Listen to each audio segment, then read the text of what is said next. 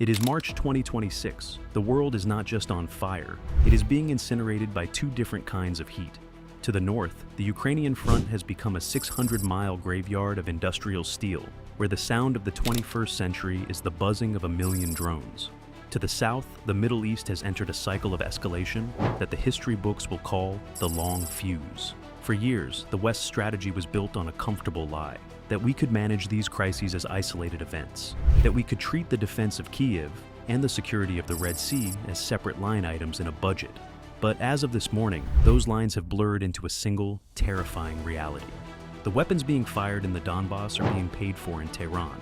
The satellite data used to strike ships in the Strait of Hormuz is being fed from Moscow. The two-front challenge has evolved. It's no longer about whether we have the will to support two allies. It's about whether the Western industrial machine has reached its breaking point. Welcome to the end of the just-in-time era. This is the moment the metal meets the bone. We were victims of our own success. After the Soviet Union collapsed, the West dismantled the arsenal of democracy. We didn't need millions of shells. We needed a few thousand smart bombs. We traded massive, dirty factories for lean, high-tech labs.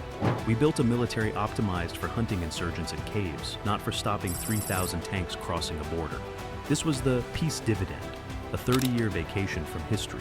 But while we were optimizing our supply chains for maximum profit, our adversaries were optimizing theirs for maximum attrition. When the first Russian tanks rolled into Ukraine in 2022, the West's warehouses were already half empty. By 2024, they were hollow. By early 2026, we are witnessing a desperate 24-hour-a-day race to rebuild an industrial base that we spent decades tearing down. The legend of Western superiority was built on the quality over quantity doctrine. But in a two-front war, quantity has a quality all its own. The logistics of 2026 are a brutal game of subtraction. Every month, the Pentagon stares at a ledger. On one side, the 155mm shells, the Patriot interceptors, and the GMLRS rockets coming off the assembly lines in Scranton and Camden. On the other side, two hungry mouths. Ukraine is currently firing roughly 6,000 shells a day just to maintain a defensive stalemate. Israel, facing a multi-axis threat from Hezbollah and Iranian-backed militias, requires a constant resupply of Tamir and Patriot interceptors to prevent its cities from becoming ash. The math is unforgiving. Despite a massive $5.3 billion investment in domestic production, the U.S. is only now hitting 80,000 shells a month. That is barely 2 weeks' worth of ammunition for a single theater. The operation is no longer a flow of aid, it's a triage. We are cannibalizing the stockpiles of the Pacific to feed the Atlantic. We are taking the very missiles meant to deter a conflict in Taiwan and shipping them to the sands of the Middle East. We are running a war economy on a peace economy budget, and the friction is starting to generate smoke.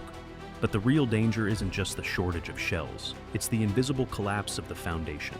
As we sit here in early 2026, global defense spending has surged to a staggering $2.63 trillion. In Europe, the rearm plan is draining national treasuries at a rate unseen since the 1940s. In the EU, debt servicing costs have skyrocketed, now consuming 20% of the entire budget. The public is starting to ask, how much longer? In Washington and Brussels, the political two-front challenge is becoming more dangerous than the military one. Every dollar sent to a trench in the East is a dollar not spent on a failing bridge or a rising energy bill at home.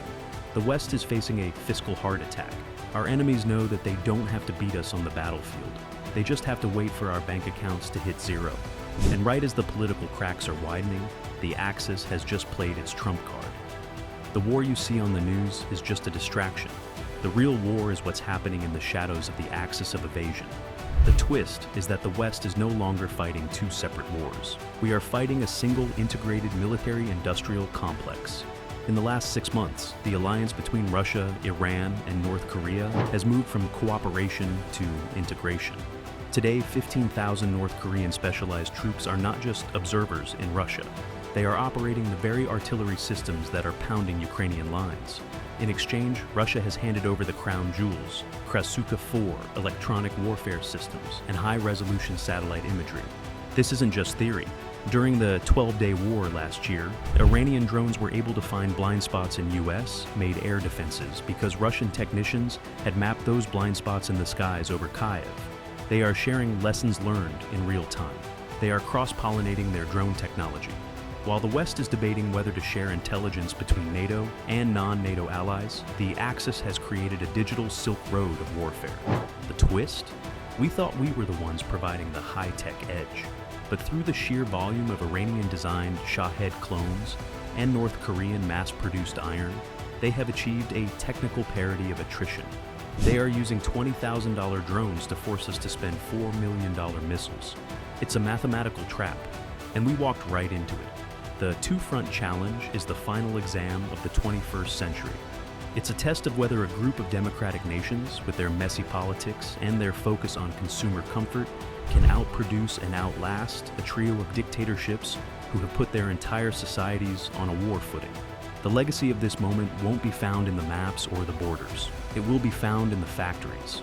It will be found in whether the West realizes that the peace dividend is over, and that the only way to prevent a three-front war is to show the world that the arsenal of democracy is back in business. The shadow is growing, the stocks are low, the alliance is fraying. The question isn't whether we can support Ukraine and the Middle East. The question is, what happens to the world if we decide we can't? Write your tactical analysis in the comments. We'll see you in the next deep dive. Stay sharp. While logistics speaks the language of the factories, tactics speaks the language of blood. But above the visible battlefield, a second invisible battle rages, the war for the electromagnetic spectrum. In Ukraine, Russian electronic warfare has shattered the paradigm of Western high-tech superiority. We built our arsenals on the promise of precision, on GPS-guided Excalibur artillery rounds and HIMARS rockets. But what happens when the sky is turned blind? Russian electronic warfare complexes like the Zhitel or Pol-21 flood the battlefield with digital noise. They poison GPS signals, forcing smart weapons to miss their targets by hundreds of meters. We are witnessing a tactical arms race in real time, where a new software patch for a drone is often only effective for a few weeks before the enemy recalibrates their frequencies. It is a digital chess game with lethal consequences. In the Middle East, the electronic front is just as present, but more subtle. Israel utilizes massive GPS spoofing to confuse the navigation systems of Hezbollah drones and Iranian precision missiles. If you open Google Maps in Tel Aviv today, you might suddenly find yourself virtually standing at the Cairo airport.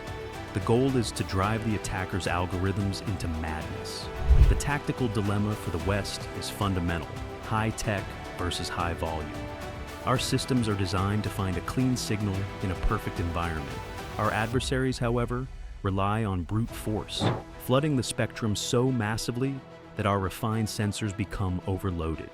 If the electronic defense falls, even the best arsenal of democracy becomes useless. A surgical strike turns into a blind brawl. Whoever controls the spectrum controls the battlefield. And right now, the West is fighting to ensure it doesn't lose the connection to the frequencies of the future.